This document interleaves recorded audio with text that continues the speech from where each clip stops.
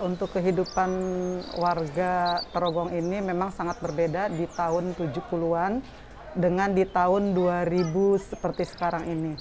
Di tahun 70-an itu penduduk Jakarta itu, penduduk Trogong itu lebih banyak penduduk asli.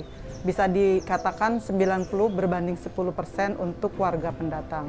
Jadi ketika tahun 70-an itu memang rumah-rumah orang Betawi pun masih luas-luas, dikelilingi kebun-kebun, dikelilingi pepohonan dari berbagai macam jenis pepohonan ya. Jadi saat itu memang Trogong itu sebagai dari kampung salah satu di Jakarta yang termasuk kampungnya itu hijau karena ada di bagian selatan Jakarta. Untuk profesi warga Trogong ini sangat berbeda. Kalau di tahun 70-an memang penduduk aslinya lebih banyak sebagai petani dan penduduk pendatangnya berjualan. Pada saat itu yang saya ingat di tahun 70-an itu penduduk pendatangnya itu mereka berjualan sayur, berjualan bakso dan sebagainya. Sementara penduduk aslinya itu lebih banyak bertani.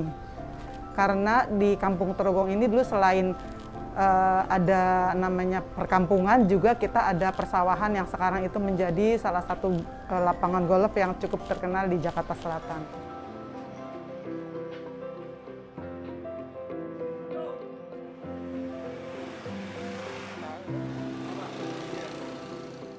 Untuk batik Betawi sendiri, memang di tahun 70-an itu warga salah satu pekerjaan ibu ya, banyak itu kaum ibu itu memang pekerjaannya membatik.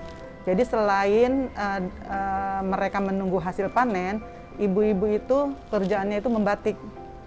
Ya, jadi batikannya itu tapi bukan sebagai pemilik pembuat batik, tapi mereka sekedar sebagai buruh batik yang diambil dari daerah Palmerah, yang pada saat itu memang juragan batiknya itu banyak berada di Palmerah. Nah, di tahun 70-an itu mungkin babak terakhir dari adanya para pembatik warga Jakarta, warga Trogong ini ya.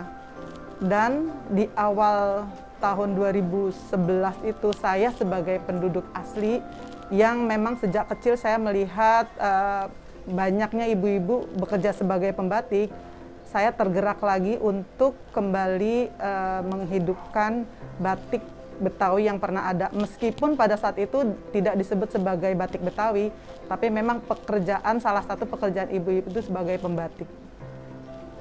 Nah, diawali dengan keprihatinan saya sebagai warga Betawi, saya ingin tradisi membatik di Kampung Trogong ini ada kembali atau hidup kembali.